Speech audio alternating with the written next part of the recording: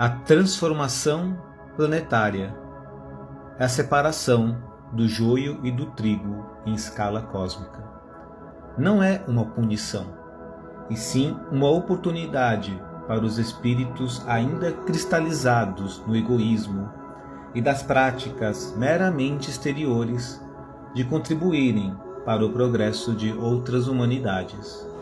Contudo, o orbe terrestre, continuando sua evolução, receberá em seu seio espíritos comprometidos com o progresso e na transmissão de conhecimentos, para aqueles que aqui permanecerem em busca das boas aventuranças. Daremos início à nossa abençoada leitura em face à obra Herdeiros do Novo Mundo, livro psicografado pelo querido irmão e médium André Luiz Ruiz, através do Espírito Lúcius.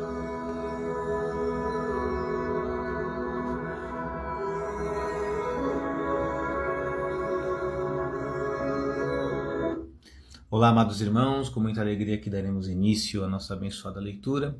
Antes, carinhosamente, vamos nesse instante elevar os pensamentos ao alto, mentalizar a Deus, mentalizar a Jesus e agradecer por esta oportunidade de estarmos reunidos em prol da seara do Cristo. Agradecer pela oportunidade de estarmos juntos compartilhando estes conhecimentos transmitidos pelos benfeitores. Pedimos de forma humilde e encarecida que a luz de Jesus nos ilumine, nos conduza sempre à prática do bem, nos afastando do orgulho e do egoísmo. Que assim seja, com a graça de Deus. Graças a Deus, amados irmãos, nossa abençoada leitura inicia-se a partir de agora. Capítulo 4. O susto de Leda. A saída do corpo da esposa de Alberto, Leda, foi muito interessante. Leda, acostumada a cultivar as leviandades e a perder as oportunidades das horas, Leda havia se acumpliciado a um grande grupo de entidades infelizes, que a aguardavam todas as noites para as festinhas sociais, para os encontros inúteis que se reproduziam do outro lado da vida, na continuidade noturna dos embalos desenvolvidos pelas pessoas em suas rotinas do dia. Jerônimo, o mentor, que a assessorava diretamente, sem que fosse por ela identificado, vislumbrava seu triste estado vibratório, sem nenhum sentido de repulsa ou reprimenda. Acostumado aos meandros da alma humana, o amigo espiritual estava categorizado para retirar do atoleiro as criaturas que para isso se inclinasse, usando como meio de convencimento a conscientização acerca da malignidade do lodaçal aonde se metiam. Assim, tão logo Leda deixou o envoltório carnal e foi recebida pelos sócios da insensatez. Puxa, madame, pensávamos que fosse gastar mais tempo dando ouvidos a essas tolices que o seu marido lhe dizia, desperdiçando uma noitada tão promissora como é que nos aguarda. Falou-lhe sagaz, um espírito galhofeiro da pior espécie, astuto na técnica de conseguir o controle das emoções dos encarnados através da hipnose sutil. Eu também estava incomodada com aquela conversa, mas o bobão estava tão carente, precisando de atenção, que não quis interrompê-lo. Mas estou pronta, como combinado, para o nosso compromisso, Filomeno. Ainda bem, porque a baronesa não gosta de esperar. Está impaciente com a sua demora. Moira estará lá também? Ora, como não? Ela é das primeiras que chegam e das últimas que saem. Bom, então vamos logo. Tomando o rumo do encontro no plano espiritual inferior, Jerônimo a seguiu, deixando Alberto aos cuidados de Adelino. que o encaminhava de volta ao centro espírita, onde os trabalhos da noite teriam prosseguimento com o atendimento de uma multidão de almas aflitas. Graças à ação magnética da entidade amiga que os acompanhava invisivelmente, Leda recebera um estímulo vibratório para melhor identificar o ambiente aonde se metia e o tipo de companhia a qual se filiava. Assim, depois de alguns minutos de trajeto, chegaram a um grande galpão que, aos olhos das entidades inferiores que lá se encontravam, era a expressão do luxo máximo que um péssimo e exagerado gosto por extravagâncias edificaria. Grupinhos de todos os tipos, com vestes esdrúxulas e ridículas, a destacar-lhes os defeitos morais, podiam ser vistos por todo o salão. Aquilo era a continuidade das reuniões sociais da casa humana, com a diferença de que, se na vida física as roupas e os perfumes poderiam disfarçar as horrendas aparências da alma, ali as coisas eram bem diferentes. Aos olhares de qualquer entidade mais evoluída, aquilo era o verdadeiro circo dos horrores, espécie de sanatório, onde os doentes viviam seus personagens imaginários, cada qual procurando trajar-se para igualar-se ou imitar os que admiravam ou pensavam ser. Até aquela data, vitimada pela hipnose das entidades negativas que controlavam, Leda não havia notado nada de anormal. Entretanto, na presente excursão noturna, a lucidez faria toda a diferença. Ao chegarem, a esposa de Alberto perguntou a Filomeno: Mas meu amigo, que padieiro é este que você me traz hoje? Ora, como assim? Todas as noites temos vindo para cá, e a madame sempre desfrutou até se esgotar. Mas é que, pelo que parece, hoje deixaram entrar ralé. Não, madame, de forma alguma. Hoje estamos todos, os de sempre. Não me diga, falou Leda horrorizada. Todas as noites o negócio é desse jeito? E por que seria diferente? Olha, lá está a baronesa. Não está linda? Ao falar, Filomena apontou para o outro lado do salão, onde uma entidade avantajada se sobressaía ao olhar do que a circundavam. Vamos até lá, disse o condutor, puxando o braço de Leda.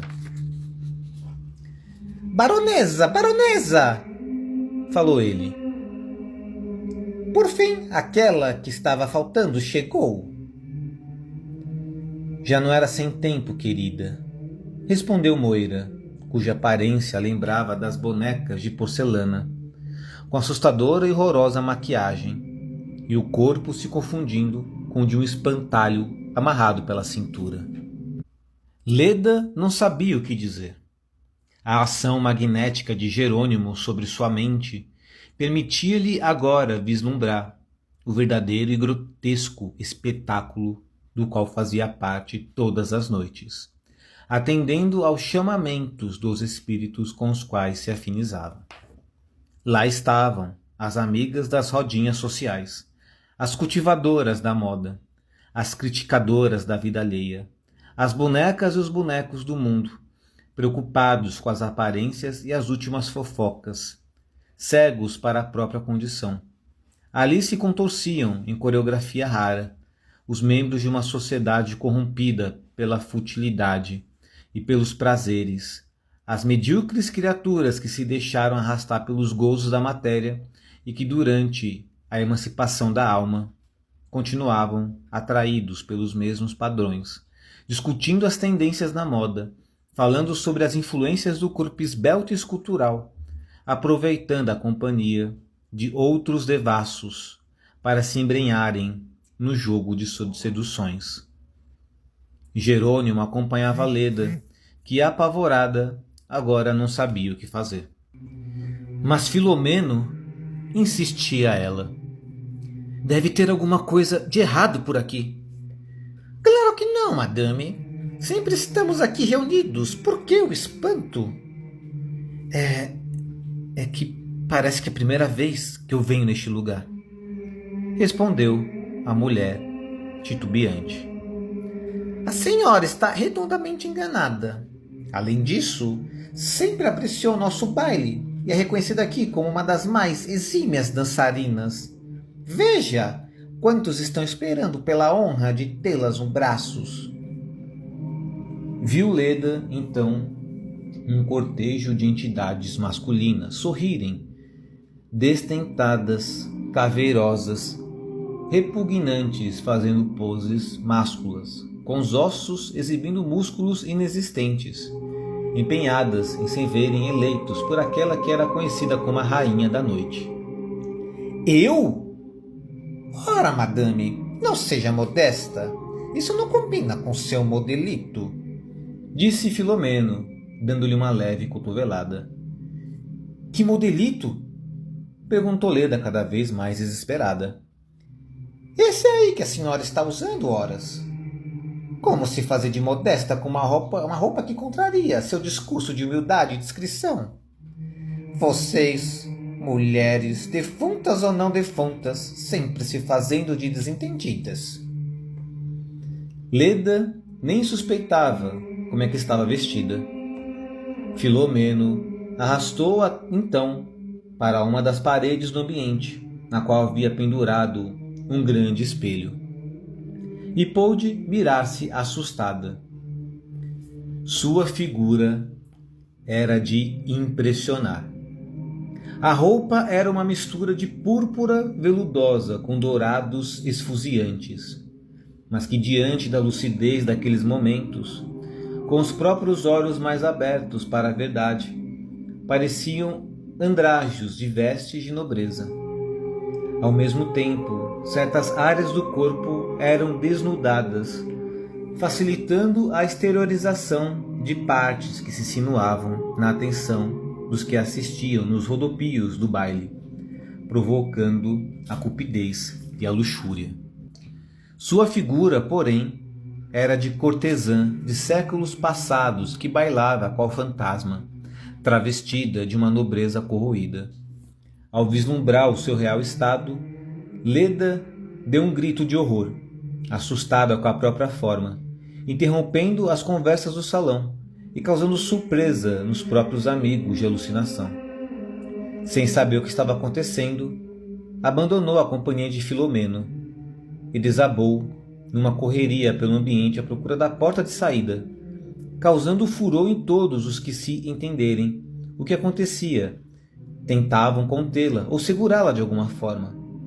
Leda, agoniada, procurava voltar em desespero ao corpo carnal, e o seu acompanhante não tinha como evitar essa fuga. Jerônimo, que a mantinha sob influência direta, envolveu com suas forças e a retirou daquele ambiente, mas sem impedir que as imagens que lhe haviam ferido a retina espiritual fossem desfeitas. Precisava que Leda se mantivesse horrorizada consigo própria, visando alertá-la para as coisas erradas que estava fazendo e para a vida desperdiçada que se erguia diante dela como um rompimento dos compromissos assumidos com o bem e, igualmente, com a repetição do mal. Mais alguns minutos e a mulher de Alberto conseguia despertar no leito, envolvida pelos esgares e sufocamento próprios dos que passam por pesadelos e não conseguem despertar prontamente. Agitada, permaneceu por alguns instantes, sem conseguir articular a voz.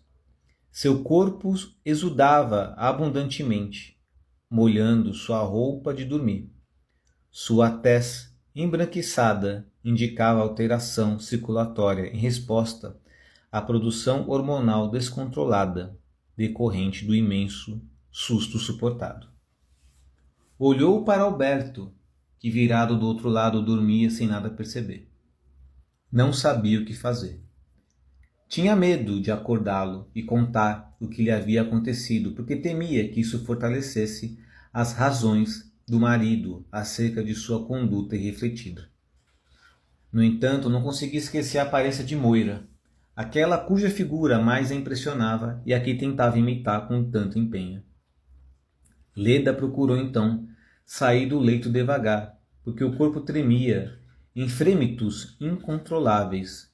Foi ao banheiro, apoiando-se nas paredes, e sentou-se em confortável poltrona, para não cair, tratando de acender as luzes do ambiente para que a escuridão não viesse atormentá-la ainda mais. Tudo estava confuso em sua mente, e a influência de Jerônimo continuava a se fazer sentir, destinada a fazer com que ela, no fundo de si mesma, escutasse o alerta antes que fosse tarde demais. Resolveu tomar um banho tépido, valendo-se de confortável banheira. Depois de uns 40 minutos estava fisicamente refeita, mas sua consciência desperta lhe dizia que a experiência fora muito intrigante. Isso deve ser coisa do Alberto, com esses assuntos de espiritismo antes de dormir. Claro, fica me assombrando com notícias ruins, temas sofridos, dores, e que acaba atraindo essas mesmas coisas para o nosso lado. E olha só o folgado, dorme como um bebê. Ele é que deveria estar suportando tudo isso. Amanhã vou lhe falar para que não me venha mais produzir pesadelos de encomenda. Não quero esses assuntos antes de dormir. Se ele quer ir nesses lugares, ele que não traga para casa esses fantasmas. O pensamento de Leda não cedia aos bons conselhos e, ao invés de vestir a carapuça nela própria, procurava um meio de fugir, atribuindo ao marido ou aos espíritos a culpa pelo pesadelo. Entretanto, em sã consciência não poderia dizer que não havia sido auxiliada e ajudada a acordar para as próprias realidades.